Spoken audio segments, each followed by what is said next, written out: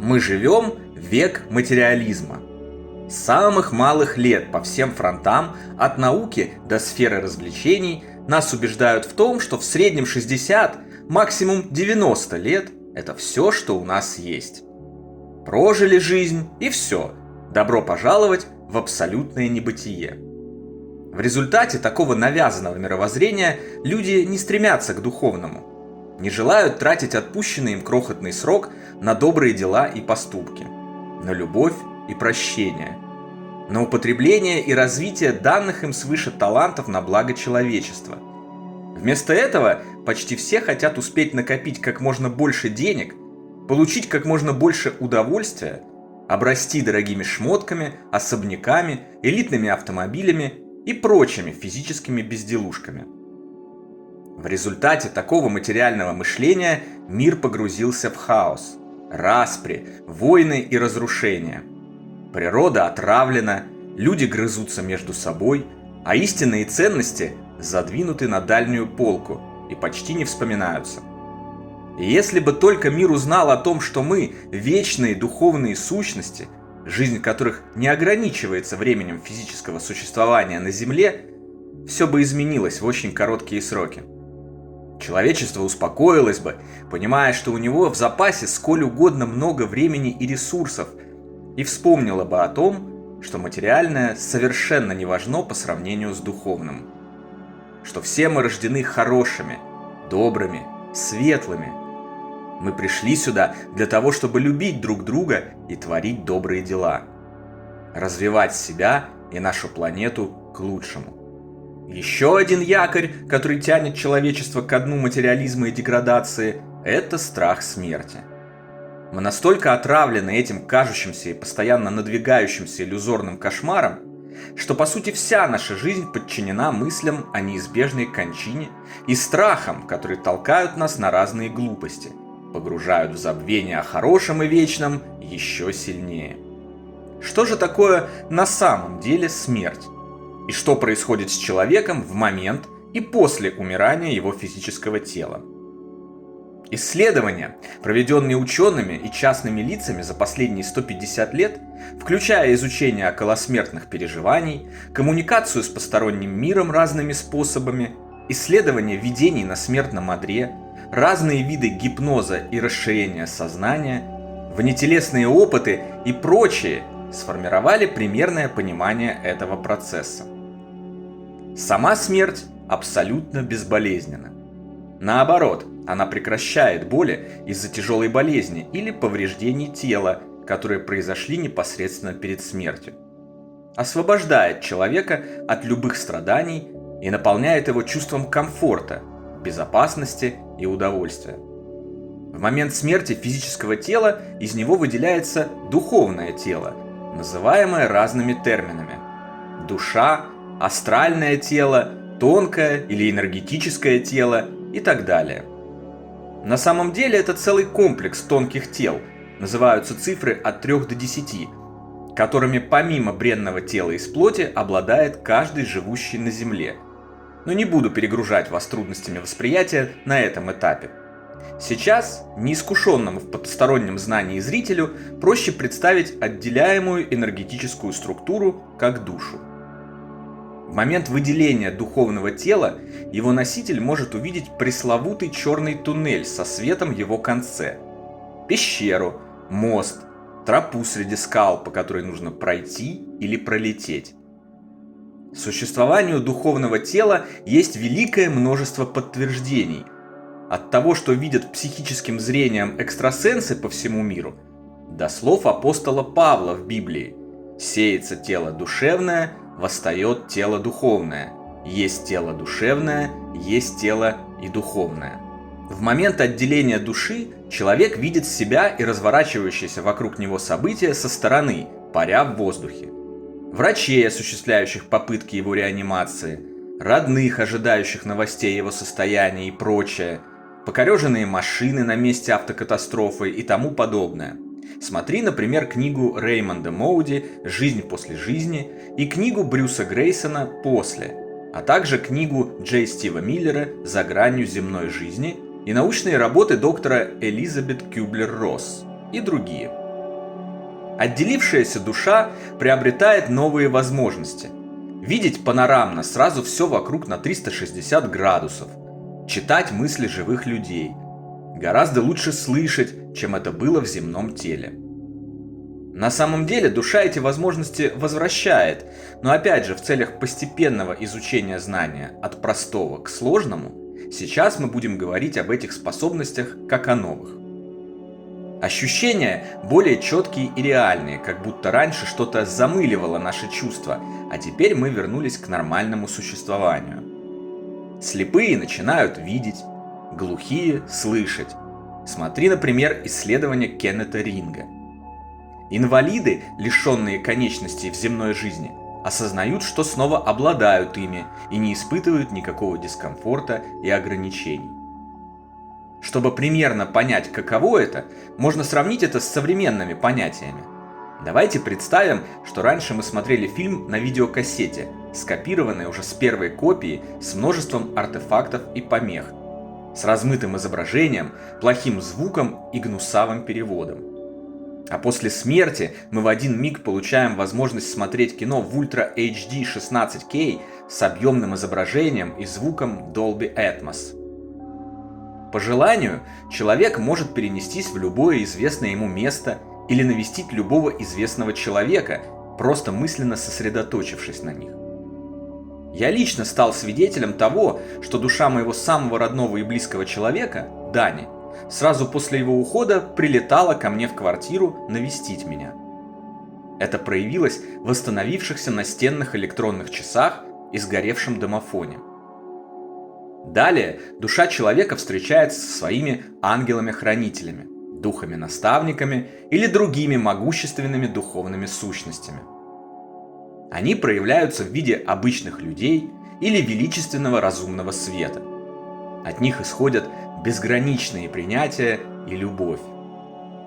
Духовные сущности показывают человеку многомерный фильм о его жизни с самого ее начала и до конца и задают вопросы, указывая на достоинства и недостатки тех или иных поступков, совершенных им во время земного пребывания. При этом нет никакого осуждения.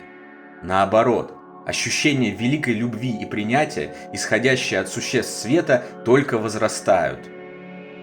Зачастую духовные сущности даже шутят и прикалываются над теми или иными глупостями, что мы успели наворотить за жизнь, что лишь подтверждает, что околосмертные переживания – это не выдумки и не галлюцинации умирающего мозга. При просмотре фильма о жизни человек видит сразу все события разом и анализирует их. Никто его не судит и не наказывает. Он сам и его совесть, которая теперь не может быть заткнута и задвинута в дальний уголок физического мозга, становятся судьей себе и своим делам. Время и ограничения пространства перестают существовать. Душа видит и чувствует не только свои поступки, но и то, как они повлияли на других. К примеру, если когда-то вы поступили плохо и обидели кого-то, после смерти, просматривая фильм о своей жизни, вы встанете на место этого человека и ощутите то же самое, что он ощущал в тот момент. Боль, грусть, обиду и разочарование. Истинно добрые, искренние и бескорыстные поступки одобряются и записываются в актив завершившей жизнь души. Правда, выясняется, что наши понятия о добре и зле на земле вовсе не соответствуют тому, что об этом думают на небесах. К примеру, внезапный порыв перевести старушку через дорогу может быть оценен гораздо выше, чем отправленный на благотворительность 1 000 000 рублей. Кстати, в общении с существами света невозможно солгать и притвориться, что ты отправил этот 1 000 000 на благотворительность ради помощи людям, а не для того, чтобы уменьшить налоги. Наши наставники и ангелы-хранители знают о нас все и видят нас насквозь. Становится очевидно, что по ту сторону любые материальные вещи не важны. Истинно важны только любовь, добро, знание и прощение. В соответствии с этим человек понимает, как он прожил жизнь, достойно или не очень. Вот он, стоит сам перед собой, в первый раз в жизни лишенный любой возможности солгать и исказить события, и совершенно искренне понимает, где он был неправ, с кем он был жесток и несправедлив. И от этого ему становится грустно и печально. Появляется желание исправить эти недоразумения и прожить жизнь иначе, но сейчас это уже невозможно. Что сделано, то сделано. Как бы там ни было, духовные сущности света дают понять, что несмотря ни на что, человек любим и прощен ими и Господом, источником всего сущего и нашим общим Отцом. Хотя и было бы здорово задуматься о своих нехороших поступках и больше так не поступать, забрав это знание с собой, важно принять себя таким, какой ты есть, простив не только своих земных врагов и недоброжелателей, но и себя тоже. Шанс сделать все правильно еще обязательно представится, потому что Господь сотворил все сущее таким образом, что новые возможности даются нам снова и снова, покуда мы не сделаем все правильно. После просмотра фильма о жизни душа встречает своих ранее ушедших родных, близких и друзей. Счастье от этих встреч превыше любых радостей, которые только можно испытать в жизни, вместе взятых и умноженных на миллион. По-настоящему любившие друг друга на земле парочки воссоединяются и продолжают свой совместный путь. Это не зависит от того, были ли они оба крещены или нет, от их вероисповедания, ориентации, цвета кожи, политических предпочтений. Важны только духовная связь и любовь. Родители снова обретают своих детей, а дети – родителей. Братья – сестер, сестры – братьев. Все родные, любимые и духовно близкие друзья снова обретают друг друга.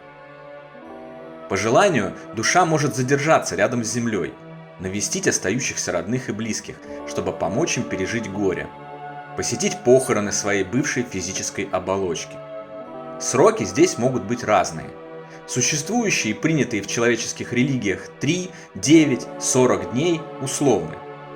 Кто-то может радостно улететь сразу, утомленный испытаниями физической жизни, а кто-то задержится здесь на год. Но в среднем похоже, что сроки поминок взяты не с потолка, а основываются на древних знаниях наших предков, которые внимательно наблюдали за происходящими после смерти процессами и догадались, что определенные закономерности в ходе перехода на тот свет имеются. Это может быть связано со сроками выхода всей духовной энергии из тела, распада некоторых уже ненужных душе тонких тел и так далее.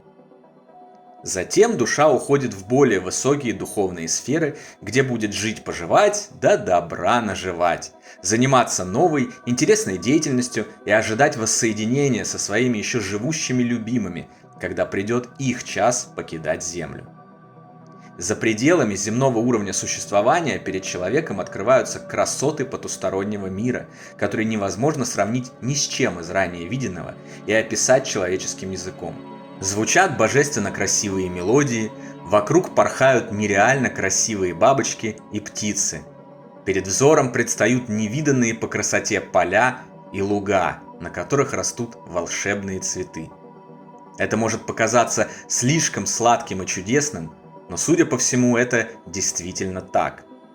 Возможно, вера в лучший мир после смерти физического тела – это еще одно испытание для нас, людей, которым нужно принять, наконец, то, что мы вполне заслуживаем рая и любви Господа Бога, перестав снижать себе самооценку и ожидать от жизни одних лишь страданий.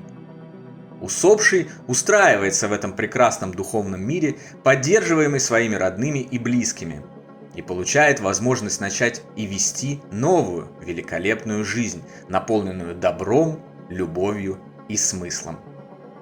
Примерно так все и происходит, когда мы завершаем свой физический жизненный путь. Разворачивающиеся события могут немного отличаться и менять свою последовательность в зависимости от конкретного человека. Например, усопший ранее родной человек может прийти еще до того, как будет зафиксирована биологическая смерть, и встретить своего любимого у его смертного одра. Для кого-то, в частности для тех, чьи тела и души сильно пострадали во время умирания, жертвы войны, долгих страданий, криминала, встречи с родными и анализ прожитой жизни откладываются на чуть более поздний срок. А сначала им заботливо предлагается посетить место восстановления духовной энергии. Да, Судя по обобщенной информации, на том свете есть своеобразные специальные санатории для отдыха и восстановления духовного здоровья. Ну и конечно же, если человек вел совсем уж неправедную жизнь, вместо приятных картин и радостных встреч, он может испытать адский опыт и попасть в мрачные духовные сферы, гораздо менее приятнее описанных. Но происходит это не потому, что Господь его наказывает. Господь вообще никого не наказывает. Это любящий Отец, который стремится нам помочь всегда и везде. Происходит это потому, что человек наказывает себя сам. Никакого стереотипного ада, образа которого нам вколачивают в сознание с самого детства, не существует. Никаких раскаленных сковородок и печей, вечных страданий и мучений в окружении злобных демонов. После смерти определяющее значение начинают играть наши мысли, наше сознание. Сознание частично определяет бытие еще и на Земле. Многие наблюдательные люди и так это заметили. Кто мыслит позитивно, стремится к добру и счастью, получают это и проходят жизненные испытания гораздо легче. Кто вечно ноет и ждет плохого, это и пожинают. А в посмертном мире сознание играет главную роль. То, чем мы наполнились за время жизни на Земле, определяет и наше существование в духовном мире. Пристрастившись в земной жизни к алкоголю и наркотикам, доведя себя до состояния абсолютной духовной деградации, неудивительно, что после смерти такой человек попадает в мрачный мир зависимости, страданий и мучений.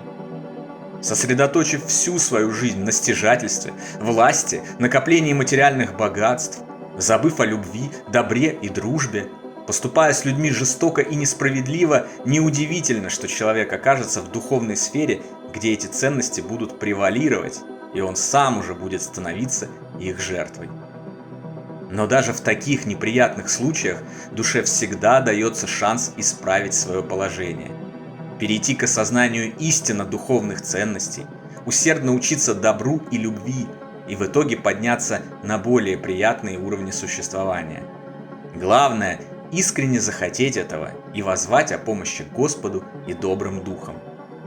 К счастью, такие случаи редки, и абсолютное большинство умираний развивается по описанному мной позитивному сценарию. Потому что, как бы там ни было, мы все знаем, что добрых людей на свете больше, чем злых. А чтобы повысить вероятность такого прекрасного сценария, нужно всего-то быть нормальным человеком, искренне делать добрые дела, любить, прощать и получать знания. И, конечно же, в первую очередь нужно получать знания о том, что происходит после смерти. О том, что на самом деле наш путь не ограничивается жалкими 60 годами земной жизни, а все мы являемся вечными, духовными сущностями, рожденными, чтобы любить, творить и делать добро.